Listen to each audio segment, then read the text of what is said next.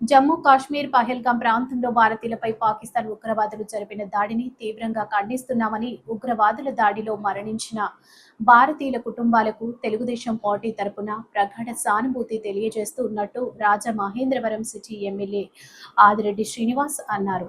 భారతీయులపై జరిగిన ఉగ్రవాదుల దాడిని ఖండిస్తూ స్థానిక రామాలయం సెంటర్లో తెలుగుదేశం పార్టీ ఆధ్వర్యంలో ఏపీ శెట్టిబలిజ సంక్షేమ అభివృద్ధి కార్పొరేషన్ చైర్మన్ కొడిపూడి సత్యబాబు, రాష్ట్ర కార్యనిర్వాహక కార్యదర్శి ఎర్ర వేణుగోపాలరాయుడు, కార్యదర్శి కాశీ నవీన్ కుమార్, టీఎన్టీయూసీ రాష్ట్ర ప్రధాన కార్యదర్శి వర శ్రీనివాస్, రాజమండ్రి పార్లమెంటు కమిటీ ఉపాధ్యక్షులు మజ్జి రాంబాబు, టీడీపీ నగర కమిటీ ప్రధాన కార్యదర్శి బుడ్డిగా రాధా, తెలుగు యువత రాష్ట్ర ప్రధాన కార్యదర్శి నక్కాదేవి వరప్రసాద్ తదితరులతో కలిసి ఆదిరెడ్డి కొవ్వొత్తులతో శాంతి ర్యాలీ నిర్వహించారు.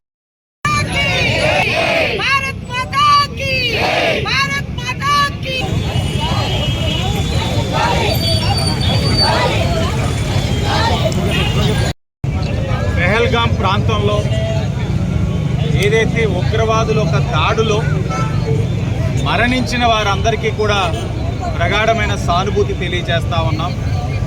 ఏదైతే ఉగ్రవాద చర్యలకి పాల్పడిన వారందరూ కూడా సిగ్గుపడాలి, చాలా సిగ్గుపడాలి.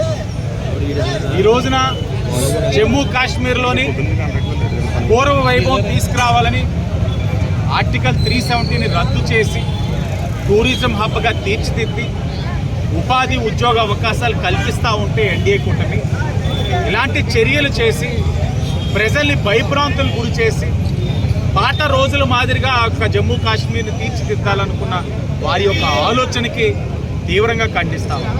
ఈరోజు ఆ దాడిలో ఏదైతే విశ్రాంత ఉద్యోగి చంద్రమౌళి గారు, అలాగే నెల్లూరు వాసి మధుసూదన్ గారు సాఫ్ట్వేర్ ఇంజనీర్, ఆంధ్రప్రదేశ్ రాష్ట్రం నుంచి వాళ్ళు ఇరువురు కూడా ప్రాణం కోల్పోవడం అన్నది చాలా తీవ్రంగా బాధ కలిగిస్తా ఉన్నాం.